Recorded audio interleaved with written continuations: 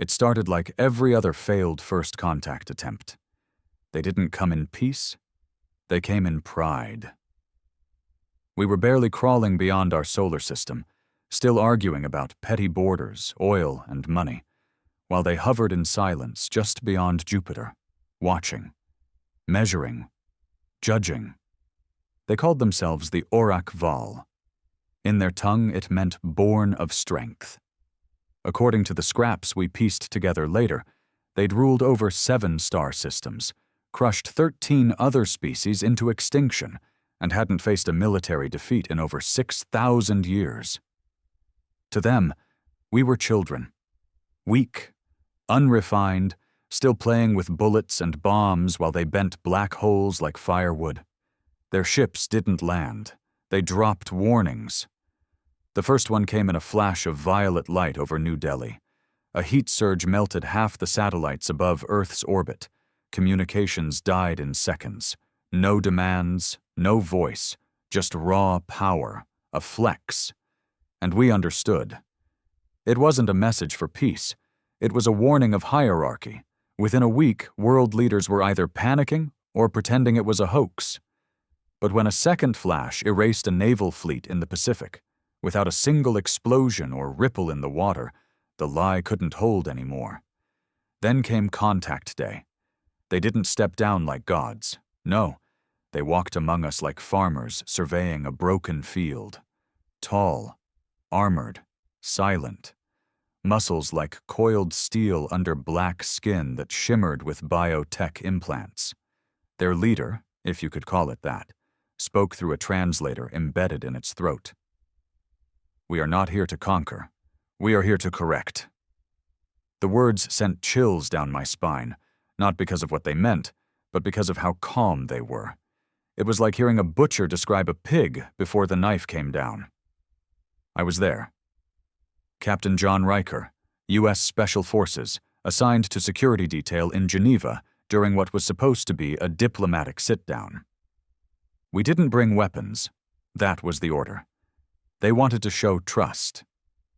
But trust is something humans built for other humans, not monsters forged in solar storms. The first shot didn't come from us. It came from a rookie orac, twitchy, maybe bored. He vaporized a delegate from Brazil for speaking without permission. We all froze. The bastard didn't even flinch. He just turned back to his superior, waiting for approval like a child showing off a finger painting. "And you know what that commander did?" He laughed. Laughed. That was the moment something broke inside me, inside all of us. They weren't just strong. They enjoyed it, enjoyed being feared. By the end of that week, they'd established centers of correction in major cities, places where humans were taken for re-education. Anyone resisting disappeared. Whole families vanished from suburbs overnight. Drones patrolled the skies, and all the world's armies were told to stand down or face cleansing. But humanity, we're not bred for obedience, not forever. I found myself underground with people I'd once considered enemies. Chinese intelligence, Russian ex-military, South American guerrilla fighters, working side by side in a network we called the Ember. Because when all the fires go out, it's the embers that still burn. What the Orac Val didn't understand was that strength wasn't just about muscle or war. It was about pain. About what you're willing to lose and still keep fighting. And in the dark corners of that resistance, something was being built. Not a weapon, a plan, a trap, one that would exploit the very thing they were too arrogant to guard. Their pride. We didn't have the numbers. We didn't have the weapons. Hell, half of our governments were still pretending peace was an option. But we had one thing the Orac Val couldn't wrap their thick skulls around. We had the ability to adapt through chaos. The Ember started small, stolen comms, smuggled food, hiding survivors. But it didn't take long for blood to be spilled. The first orac we killed wasn't even part of the plan. He was just in the wrong alley at the wrong time. A kid named Thomas, barely 17, ran into him by accident during a supply run. The orac turned, raised that same arrogant hand they all did before they wiped you from the face of the earth. And Thomas snapped. He shoved a rusted pipe through the orac's throat. Everyone expected the orac to shake it off, rip the boy in half, and keep walking. But it didn't. It bled. Thomas died 10 seconds later, crushed against the wall like a paper bag. But that one moment changed everything. We realized they weren't gods. They could bleed, and anything that bleeds can be killed. From that moment, the resistance stopped surviving and started hunting. There was no broadcast, no big speech, no military salute. Just a whisper passed from bunker to bunker. They can die. Make them die. We didn't have fancy weapons, so we built dirty ones. Homemade EMPs, chemical traps, electromagnetic pulses fried from repurposed microwave ovens, anything that could screw with their systems, slow their reaction time, or give us a sliver of a chance. And then there was the drug. We called it ash. It started as a failed cancer treatment, supposed to increase neural response time. On humans, it just made people jittery. On orac Val, it overloaded their bio-armor, short-circuited their implants, and turned them into twitching statues. We didn't know why it worked at first. Some scientists in a sewer lab figured out their tech ran on a type of bioelectric field. Ash scrambled that signal. If we could get close enough to inject them, they were done. And so a new kind of soldier was born. The injectors, men and women trained not to shoot from a distance, but to charge. Face to face, blade in one hand, ash in the other. Every one of them knew it was a one-way ticket. You get close, you jab the ash into their neck, and you pray your buddies are there to clean up what's left after the orac Val starts convulsing. I trained 20 of them personally. I watched 19 die. The one that lived? He became a legend in the Ember. No real name. Just a call sign. Rook. He didn't talk much. Scar across his cheek, never blinked, and he could throw a blade through a crack in a wall at 20 feet. His ash count? 14 confirmed kills. All orac, all up close, all brutal. He didn't fight like a soldier. He fought like a man who'd already died inside. There was something poetic about it, really. These towering warlords who ruled solar systems were falling to a species they'd written off as weak, emotional, primitive. And maybe we were. But that's what made us dangerous. We didn't play by their rules. We never had. While the orac focused on wiping out organized armies, the Ember grew in the cracks. We hacked their drones, hijacked their transport lines, stole their food, poisoned their commanders. Every time they crushed a city, 10 more resistance hubs sparked in the ruins. And still they didn't change tactics. That's the thing about the strong. They think they're invincible until they're not. The breaking point came in Casablanca. Orac Command had set up a main processing center there. They were converting it into a hybrid city, their version of integration.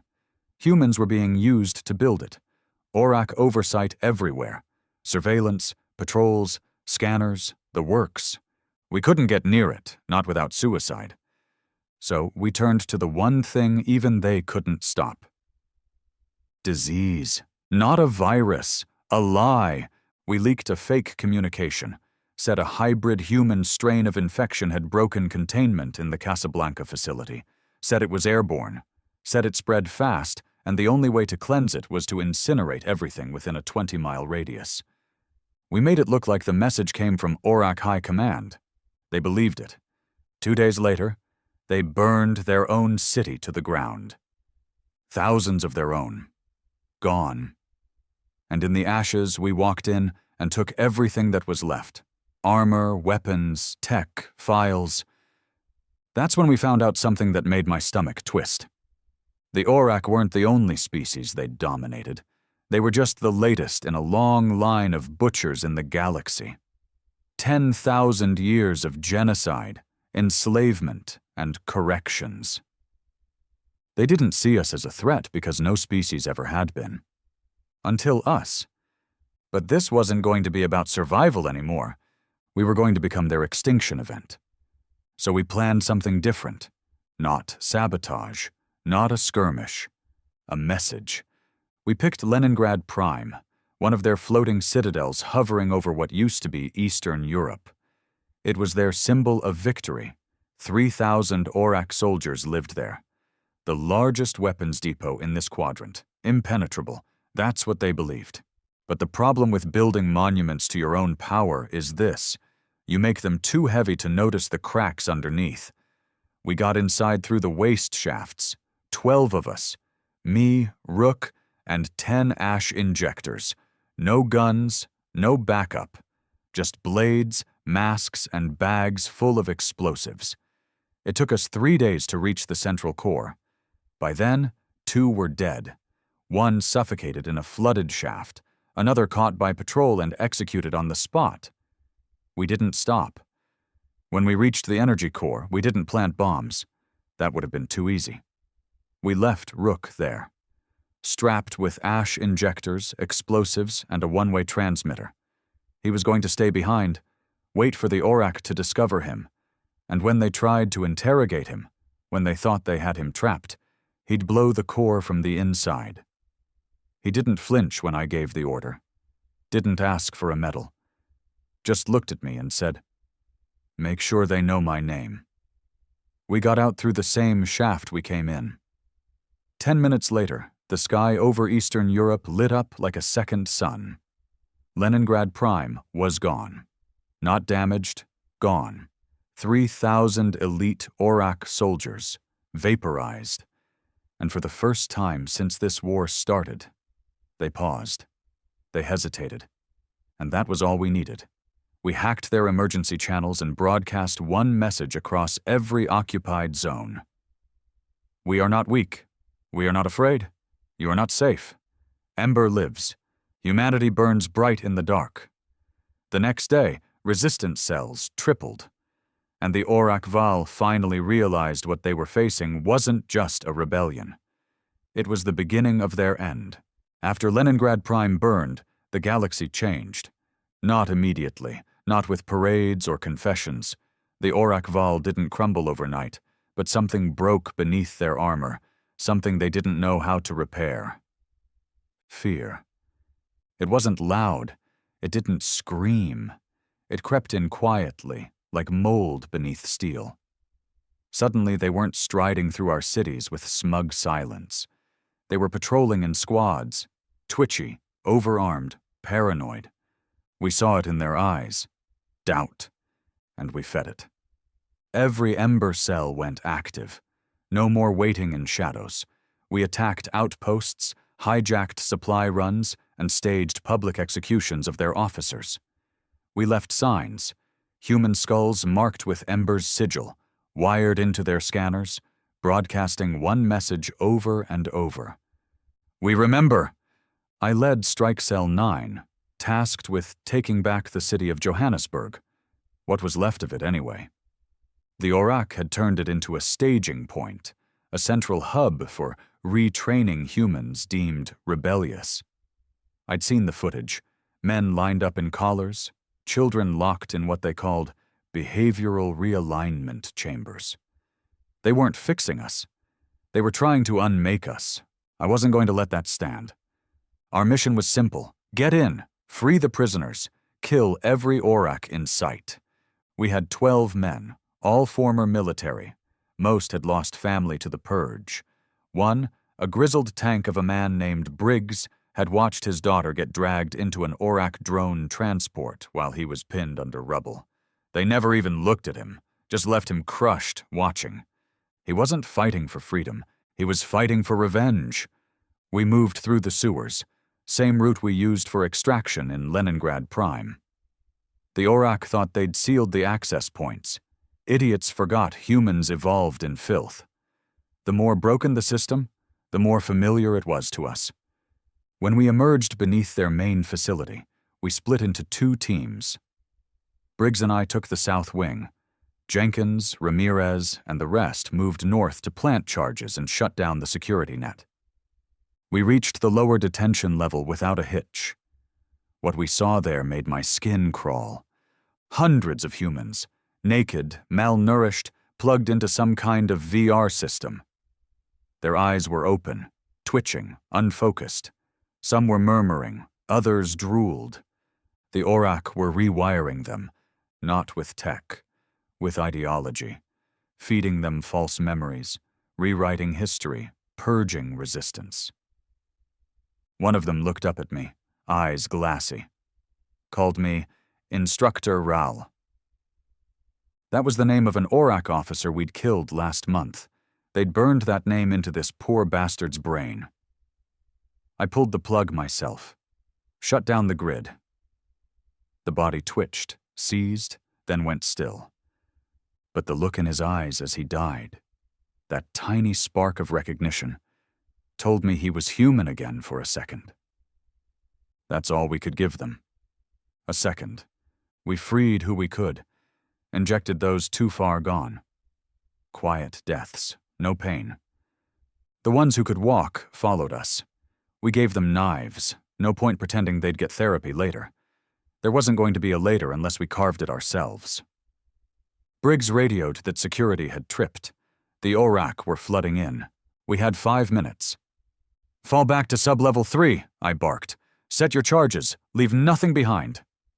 We retreated with 30 survivors, most limping, bleeding, but alive. Then we heard the roar. It wasn't mechanical. It wasn't human. It was orac, the raw, primal scream of a warrior caste bred for slaughter. They'd unleashed a dreadborn. These weren't standard orac soldiers. They were bio-enhanced berserkers, barely contained rage housed in armor 3 inches thick. They didn't speak. They didn't feel. They existed for one reason, eradication. We'd heard rumors. No cell had survived long enough to confirm one existed. Now we were about to meet one face to face. Briggs turned to me. "I got it." "No, you don't," I said. "That's not your job." "It is now." He shoved a plasma charge into my chest and nodded. "You get them out. I'll get its attention." I didn't have time to argue. The dreadborn hit the corridor seconds later. We heard it before we saw it. Steel-crushing concrete, a roar that turned your blood cold. Briggs turned the corner with 2 charges strapped to his chest and screamed, "Remember my girl, you metal bastards!" Then the hallway lit up. When we emerged from the ruins an hour later, Johannesburg was in flames, and not from us. The Dreadborn's internal core detonated when Briggs' charge hit. Took out 3 blocks. The orac reinforcements never came. They assumed it was a human bombing. They were right. But it was also a symbol. One man. One spark. One explosion. That night we broadcast a message from the ruins. "You built prisons. We turned them into graves. The ember rises." From that moment we weren't just a resistance. We were a movement. And the galaxy was watching. I didn't know it then, but human broadcasts had been leaking beyond our system. Some of the enslaved species under orac rule were listening. Quietly, secretly, hoping. One of them reached out. The message was garbled, laced with static and fear, but the voice was clear. "We see what you do. Teach us." The species called themselves the Draek, insectoid, hive-minded, once warriors themselves before the orac shattered their queens and turned them into labor drones. They sent schematics, routes, codes, everything we needed to launch coordinated strikes in the outer colonies. And for the first time, humanity became more than a species. We became a symbol. The galaxy didn't want perfection. It wanted fire, fury, resistance, and that's what we gave them. But symbols come with a price. The Orac Val Council declared total purge protocol. No more re-education, no more prisons, just cleansing. every city with human habitation was marked for incineration, and their first target was New Chicago, one of the last standing free cities. 3 million lives. No ember presence, no defenses, just time. I received the coordinates at 0200 hours. They were sending a Judicator-class vessel, massive, armored, capable of planetary-level plasma strikes, arrival in 48 hours. I stared at the report for a full minute. Then I called every Ember commander worldwide. "This is it," I said. "We hit them in the sky or we die in the dirt." We had no fleet, no air power, but we had stolen tech, and we had suicide pilots. The plan was insane. Hijack 3 orac dropships, load them with plasma bombs, send them up into the Judicator's flight path. One got shot down on launch. Another drifted too far east. Only the third made contact. It was piloted by a man named Carver. He was blind in one eye, 72 years old. Used to be a janitor at NASA. He radioed in as he locked course. "They called us monkeys once," he laughed. "Guess this monkey learned how to fly." Then he vanished into the sky. The Judicator never made it to Earth. It cracked in half above the Pacific and rained fire into the ocean for 3 hours. 3 million lived. And the Oracval? They lost their weapon of last resort. That was the first time I allowed myself to believe we might actually win. Not because we were stronger, but because we were human. And that was enough. We thought Earth would be the battleground. We were wrong. It became the rally point. The Oracval didn't just fear what we were doing on Earth. They feared what we'd become. Something unmanageable. Something uncontainable. Something viral. The minute we took down the Judicator-class ship, things changed. Not just on our planet. Across the systems they ruled with iron fists and scorched moons. Other species began broadcasting encrypted signals, praying someone was out there. And someone was. United States. The Dryak Hive was the first to act. Under the Orac's rule, they'd been lobotomized into obedience, fed drugged pollen, forced to work in mining colonies beneath the volcanic belts of Kator 9. They hadn't seen free sky in over a generation. But after our message reached them, one of their engineers, just one, rewired a coolant system into an explosive device. Blew open an entire underground complex. 3,000 drones escaped. That's how it started. Then the Yanari spoke out. Pale-skinned humanoids, eyes glowing like coals, their whole culture based on silence and service. The Orac had stolen their voices with neural implants, but the Ember's message was visual. Fire, action, revolution. They didn't need words. They hacked their own suppression systems, unleashed their psionic power for the first time in centuries. 2 Orac battalions were turned into meat sculptures before they even drew a weapon. Then came the Grolacs, huge, slow-moving beasts with skin like granite. The Orac used them as mobile shields. We used them as living battering rams. They defected in waves, crushing their Orac commanders beneath feet the size of earth trucks. They didn't speak, didn't plan. They just saw the tide turning and chose the winning side. One by one, system by system, sparks flew, and Ember grew into something bigger. We called it the Ash Concordat, a coalition of species bound not by diplomacy, but by shared hatred, by shared scars. But there was a problem. We were winning hearts, not wars. The Oracval still had fleets, armies, superweapons, and we were stretched thin, bleeding fighters faster than we could recruit them. We needed something big, not just a message, a strike. We turned our eyes toward Veilcor, the Orac homeworld. No one had touched it in 10,000 years.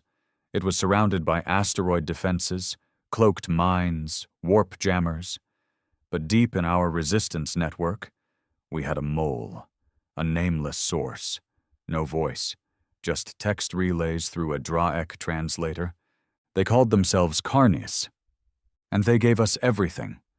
The codes, the weak points, the rotation patterns of their planetary shields. Carnius wasn't just some rebel.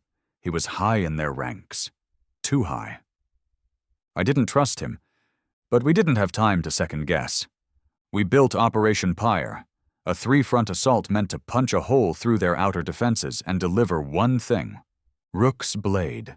The weapon was forged from recovered orac tech, bonded with a human neurocore and powered by the Ash Serum. It was designed for one purpose: to cut through their command center and collapse their neural grid, the network linking their officers in real time across the galaxy. We didn't have a fleet, so we built a Trojan horse, a Draec mining vessel, gutted and rebuilt with stealth plating, carrying 12 soldiers, 1 psionic bomb, and the blade. I led them personally. We called it the Ember Fang. We left orbit in silence. No send-off. No banners.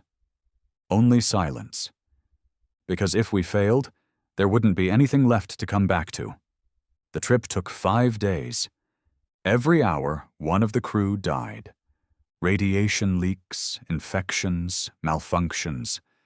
We patched wounds with gauze soaked in coolant and prayers whispered to gods we didn't believe in anymore. By the time we reached Veilcor's orbit, only 5 of us remained. And their sky was already burning.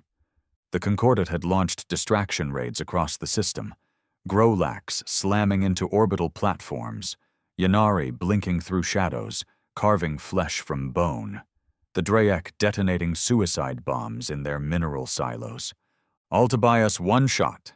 We used it.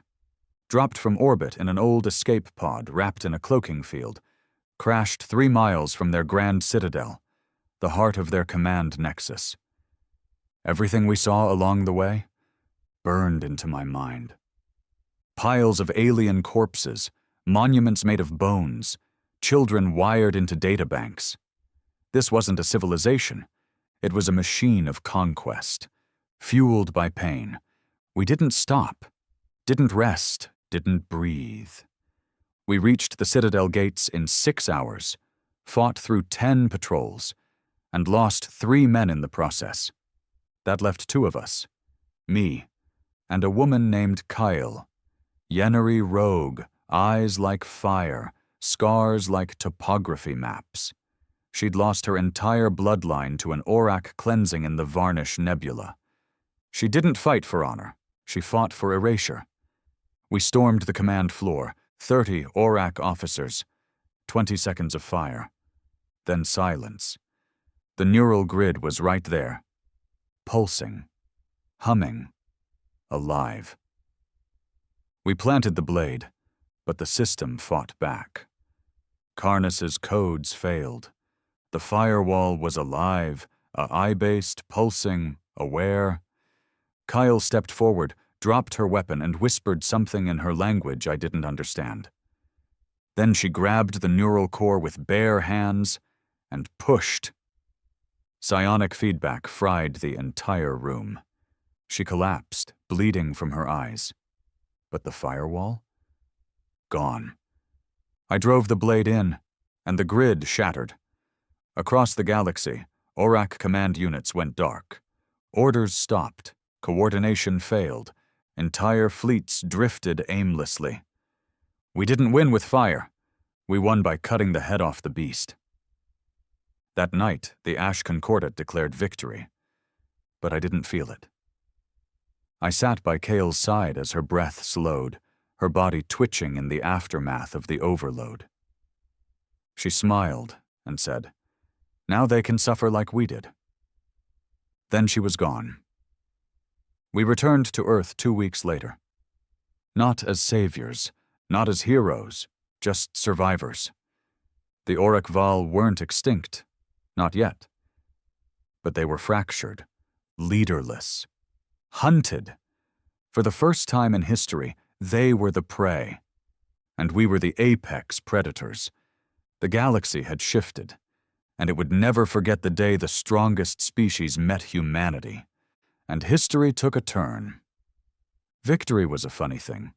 We expected fireworks, celebrations, unified cheers rising from a dozen liberated species. But what we got was silence. Dead silence, the kind that creeps into the bones after the last scream fades and there's no more blood left to spill. The orac didn't die overnight. They splintered. Without the neural grid, without command cohesion, their empire collapsed in pieces. Whole units went rogue. Some tried to bargain, trading coordinates for amnesty.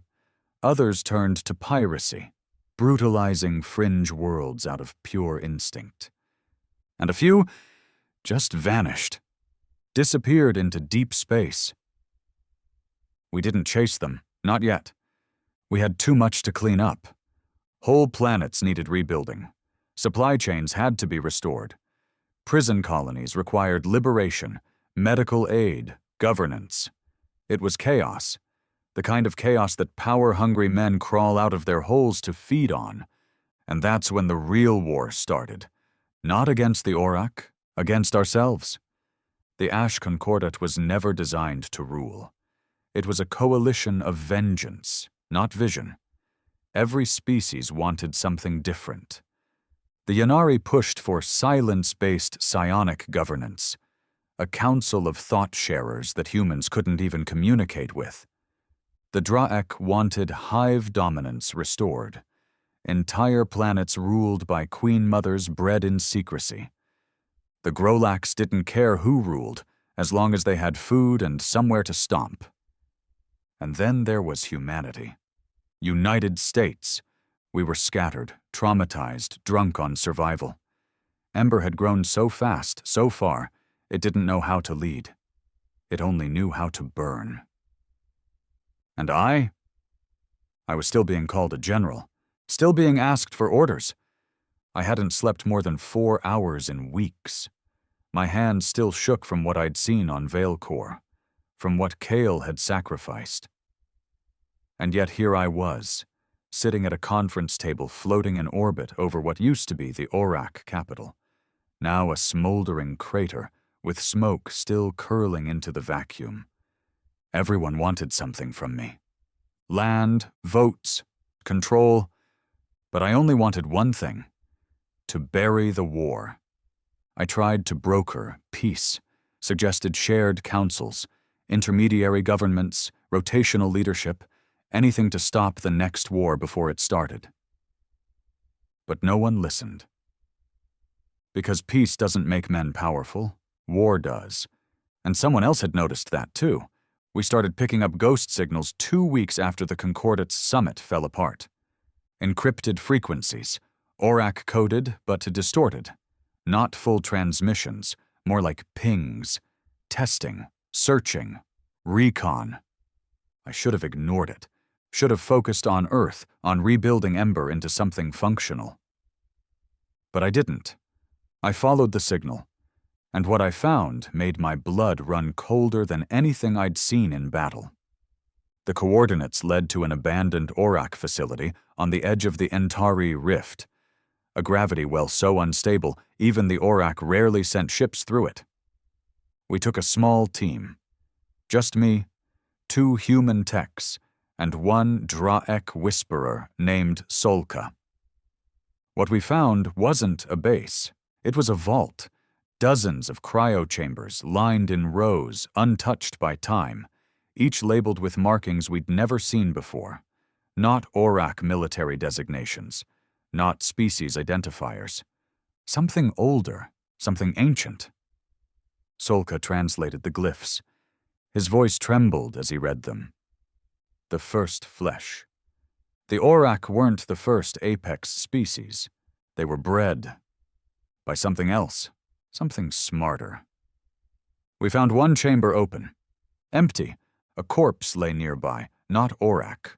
Bigger. Pale. Elongated limbs. Needle-thin bones. Skin like stretched wax. And in its hand, a device. Half organic. Pulsing softly. It activated when we touched it. Broadcast a signal in a frequency so deep it made our teeth ache. We tried to jam it. Failed. By the time we got back to the ship, something had already responded. Not from this galaxy, from outside it. A new threat, older, patient, and very, very awake. I returned to Earth with the corpse and the signal log, laid it all out for the concordat. But no one listened. They were too busy carving up territory. So I made a choice. I reactivated Ember, not as a resistance, not as a government, as a barrier. Our job wasn't over. The war against the orac was just the beginning. Because the real architects of power, the ones who created the orac, they were coming. And they weren't interested in conquest. They were coming back to finish their experiment. And this time it wasn't about domination, it was about extinction. Other Ember cells, even old orac defectors, confirmed the pings were increasing. Deep frequency messages, sent from regions beyond the mapped stars. We knew their location, but no ship dared breach the edge of that void. They called it the Crown Expanse, a dead zone. No light, no data, no return. But now, things were coming out of it. We saw them first through a Draic observatory drone near the Ceres fringe. The footage was corrupted, blurry, interlaced with static, but one frame came through clean. A ship, but not a ship. It didn't move like orac vessels. No heat trail, no propulsion. It drifted, glided, its form constantly shifting, metal folding like liquid skin, then snapping into jagged crystal shapes before disappearing again. Size? Impossible to measure. Weapons? Unknown. But the bodies they found near it, 12 patrol drones, vaporized. One human reconnaissance vessel, sliced in half at the atomic level. No signs of energy weapons, no known tech residue, just precision, like something dissecting a lab rat. The council still denied it, called it sensor error, panic bait. But we knew. The thing in that footage wasn't a probe. It was a scout. And where there are scouts, there's a fleet. I pulled together my old strike team, the few who were still breathing. Ramirez, now in charge of planetary defense logistics. Toma, once a comms tech, now hardened into a drone warfare expert. And Zen, a Grolax berserker who'd followed me since the orac siege on Johannesburg. Loyal as a dog. Meaner than a plague. We didn't wait for the council. We launched a covert survey vessel, the Night Spiral. No weapons, all stealth. Our goal? Breach the Crown Expanse. See what was really out there.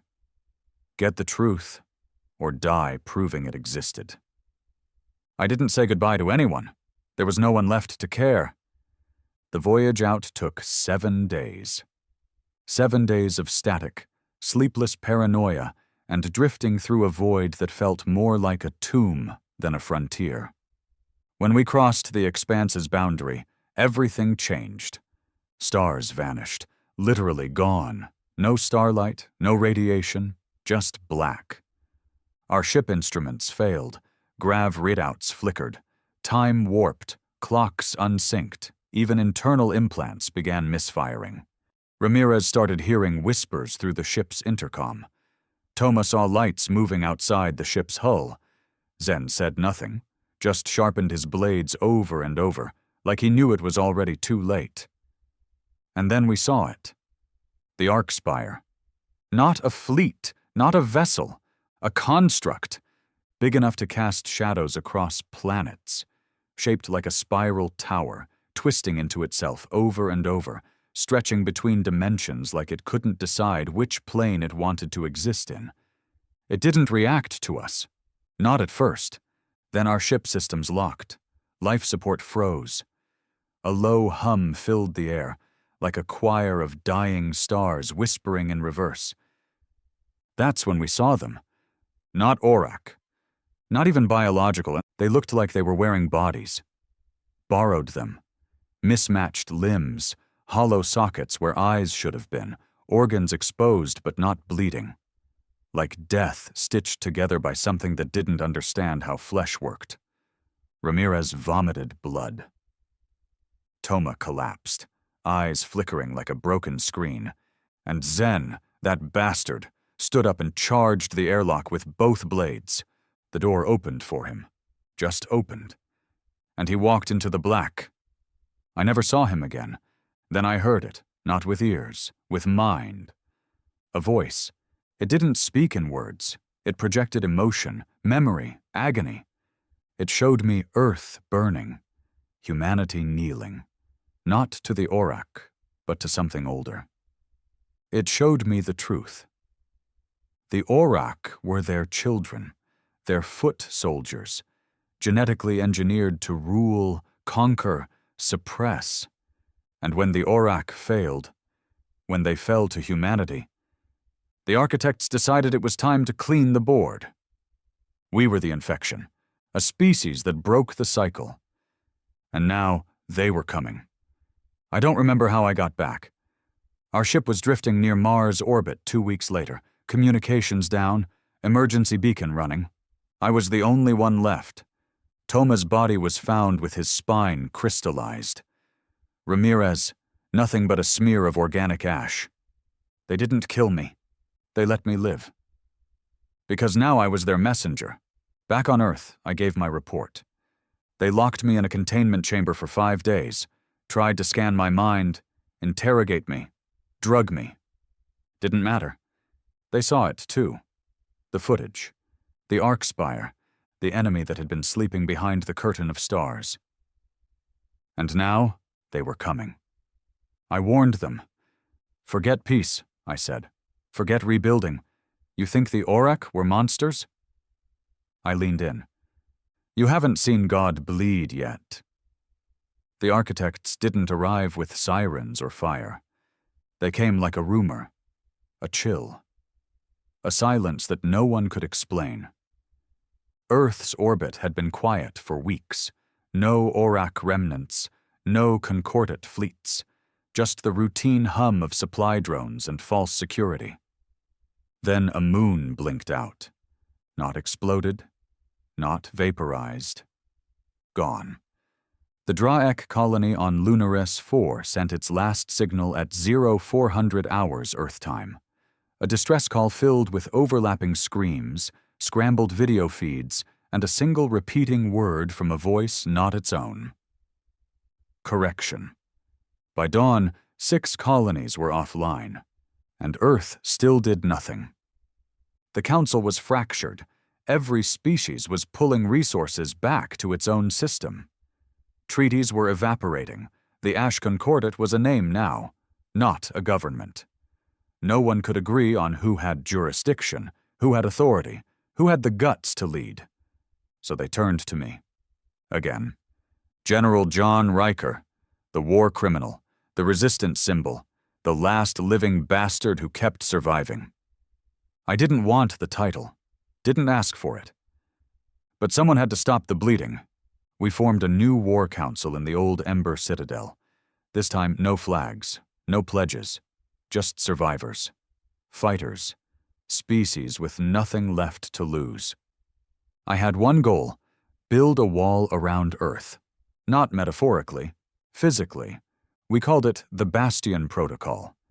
Layered defense grids, orbital plasma traps, magnetic shields powered by every planet in the inner solar system. Earth would become the last bunker. Because we knew, if the architects reached Earth, it wouldn't be a battle. It'd be an extinction. The Concordat sent scraps, ships they could spare, engineers, one last Grolax battalion, even some Yanari mind-seers, pale and shaking from visions they couldn't explain. We had 12 days. That was the estimate given by Draek math threads, based on extrapolated signal patterns.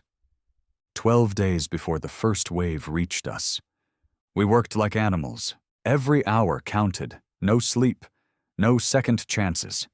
Every failure meant a crack in the armor. But no wall is perfect. And on day 5, we learned what we were really up against. A ship broke atmosphere over Antarctica. It wasn't detected. It didn't trigger our early warning systems. It descended, like mist, like smoke wrapped in logic. It didn't fire. It landed. And something walked out. Not fast, not angry, just curious. The first squad sent in didn't come back. The second? Only 2 returned. One was missing a face. The other had chewed his own tongue off and carved a message into his arm with his own bones. It is us. I went in myself, wearing experimental armor reverse-engineered from orac neural plating, hooked to a neuroinhibitor, a psychic barrier powered by a Yanari core. Even with all that, I could feel it. Not hate, recognition. The thing looked human. Mostly. Skin stretched too tight. Limbs slightly wrong. Its eyes shimmered, but not with color. With motion, like they were windows to something moving behind the glass. It didn't speak. Not with a mouth. It pushed a thought into me. A memory. Earth. Before war. Before fire. Me, standing at my brother's funeral. My mother crying in the cold. Then static. Then stars exploding. Then me, older, alone, floating in a ruined sky, and the voice came, "This is what we built you for." I collapsed, took 6 days to wake up. And when I did, the war had already started. The first wave came not from space, but from under. Cities around the globe reported tremors, sinkholes, entire regions vanishing into the crust. They weren't attacking with fleets. They were undoing us. Reality warped. Gravity changed in pulses. Clocks broke. Digital systems began repeating words they weren't programmed to know. People went mad, killed their families, wrote circles on walls, spoke in tones no human vocal cord could replicate. We struck back, or tried to. Orbital nukes, antimatter charges, Dryek storm clusters. Nothing slowed them. Every architect construct we hit just regrew. Like metal had memory. Like pain was just a suggestion. We learned quick. There were no weak spots, only choices. Either you fought and died, or you watched everything die slower. And the real horror?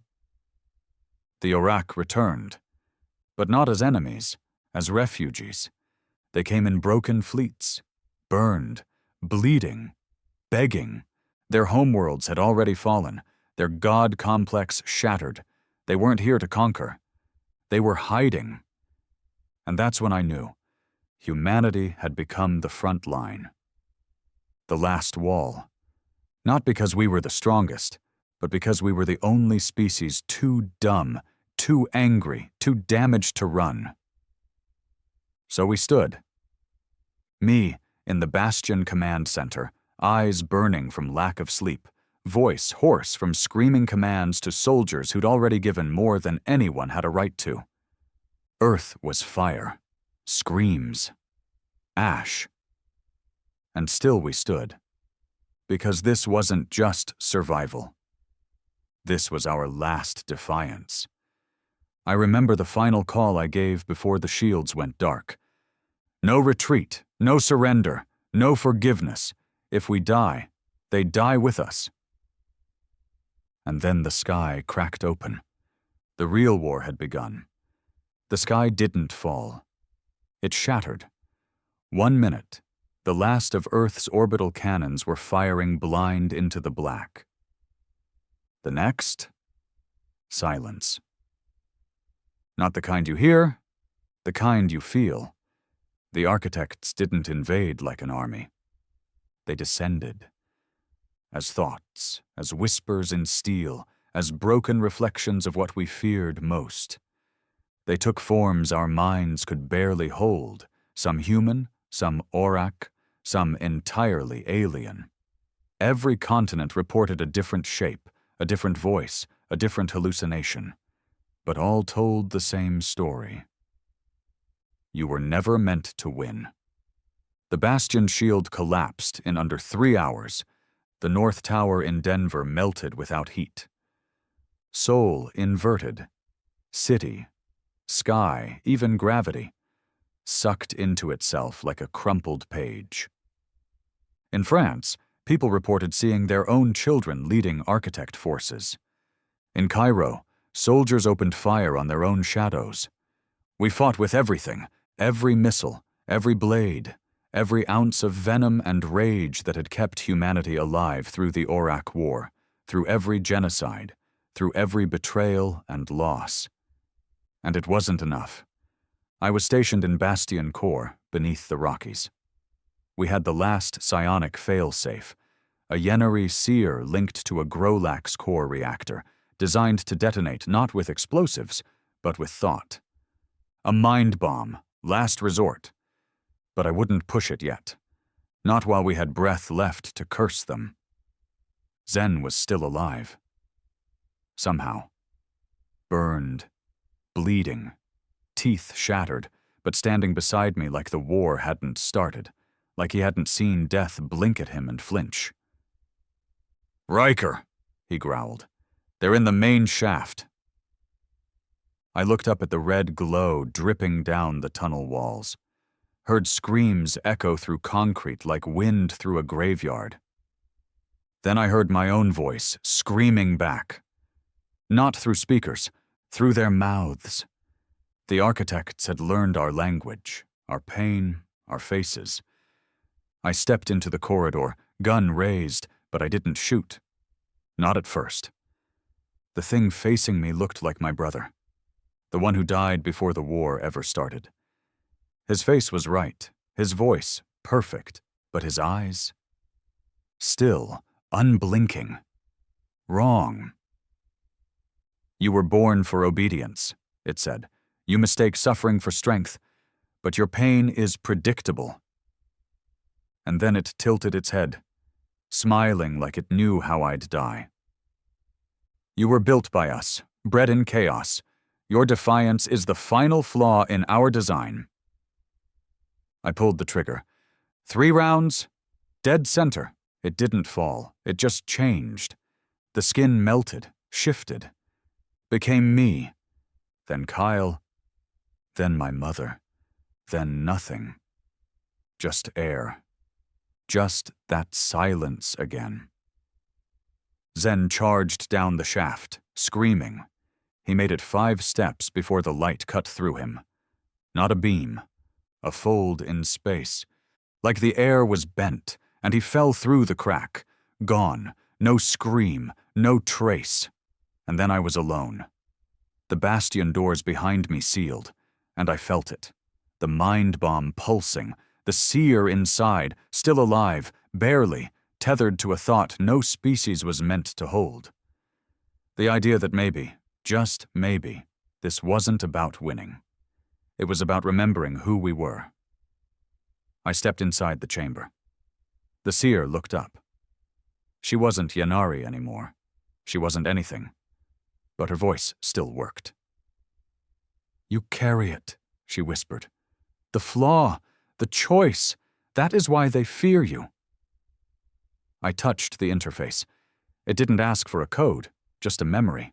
And in that final second, with the architects flooding Earth, with cities crumbling, oceans screaming, and stars falling out of alignment, I thought of one thing. Not war, not pain, not victory.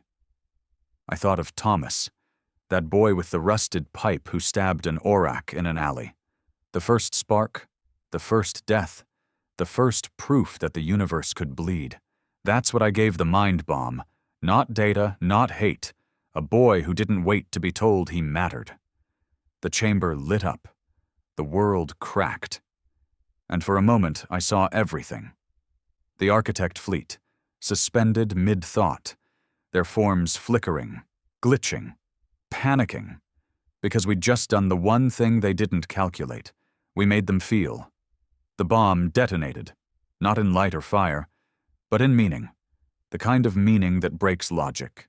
Humanity, raw, flawed, illogical, free, Across the sky, their constructs froze, collapsed, fell like statues unmade by understanding. The psychic pulse spread beyond Earth. The arkspire fractured. The signal stopped. And all across the galaxy, species stopped praying and started rising. We didn't destroy the architects. We reminded them we weren't theirs.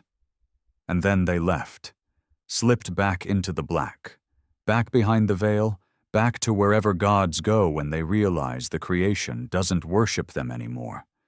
Earth was ruined, battered, but alive. We rebuilt slowly, no more councils, no more empires, just stories. Passed from campfire to campfire, from ruin to rebirth. Stories of Thomas, of Rook, of Kale, of the war we weren't supposed to win, and the fire we lit instead. And me? I stayed underground, watching the stars, waiting. Not for enemies, but for those who need to remember. You don't have to be the strongest species in the galaxy. You just have to be the one that says no. It's been 30 years since the sky fell. No more battles, no more fleets, no more broadcasts screaming for war. The stars are quiet now. But Earth never forgot. I live in what used to be Colorado. The mountains survived better than most. Snow still falls, and the trees have started to return. We grow food here, real food. No more protein paste or lab-grown meat. It's hard, dirty, but it's honest. The kids who run through the snow don't know what we gave up for this. They don't recognize the names carved into the stone monuments. They don't remember the days when silence meant death, and a cracked radio signal could start a riot. Good. That means they're free. I wake up with pain in my back. My fingers don't move like they used to. But I get up anyway. I feed the chickens, I patch the fences, I keep the systems warm just in case someone finds their way here. The concordat is gone. Ember is a whisper. Humanity doesn't rule anything beyond its own soil anymore. And we're fine with that. We spent too long fighting to learn that power means little when you're the last one left standing on a burning world. We didn't win a war, we survived one. That's all. I get visitors sometimes, journalists, historians, survivors. They all ask the same question. How did you know? I never have a good answer. Maybe I didn't. Maybe I was just too stubborn to lay down like they wanted me to. Or maybe Thomas knew the answer before any of us did. You bleed, you fight, you burn, but you don't stop. You don't bow, you never, ever bow. The last historian who came here brought an old hollow recording, repaired, cleaned up, footage of the Bastion's final broadcast. My voice, still ragged, still defiant. She asked if I wanted to hear it again. I said no, not because I regret it, because I don't need a recording to remember who we were. I carry their faces every day. Briggs, Ramirez, Kyle, Zen, Rook. They didn't die for glory. They died because no one else would. And that's the truth I keep buried in this quiet little patch of earth. We weren't the chosen ones. We weren't heroes. We were the infection that turned into a cure. The galaxy still watches us. From afar, species that once ruled now live in peace, quietly rebuilding. The Dryak have their sky hives again. The Yeneri have retreated into mind space, rebuilding thought cities in silence. Even the orac, those few who chose not to die with their empire, live among us, not feared, not followed, just there, trying to understand how the species they tried to correct ended up rewriting the script. We don't hold grudges, but we don't forget either. Every year, on Ash Day, we light fires, not to mourn, to remember. There's a boy in the village, quiet, always fixing things. The others tease him, call him strange. He reminds me of Thomas, the spark behind the eyes, the anger that hasn't found its shape yet. I keep an eye on him, because history doesn't need to repeat, but it does need a witness. One day someone will come again. Maybe not the architects, maybe not an empire, But someone, something, always comes. And when they do, we'll be ready. Not with fleets, not with bombs, with memory, with will, with the same flaw that turned us from prey into predators. Choice. I sit on my porch every evening, watching the stars blink into place, and I smile, because no matter what comes next, we already proved the point. We were supposed to kneel. We stood. That was enough. That will always be enough.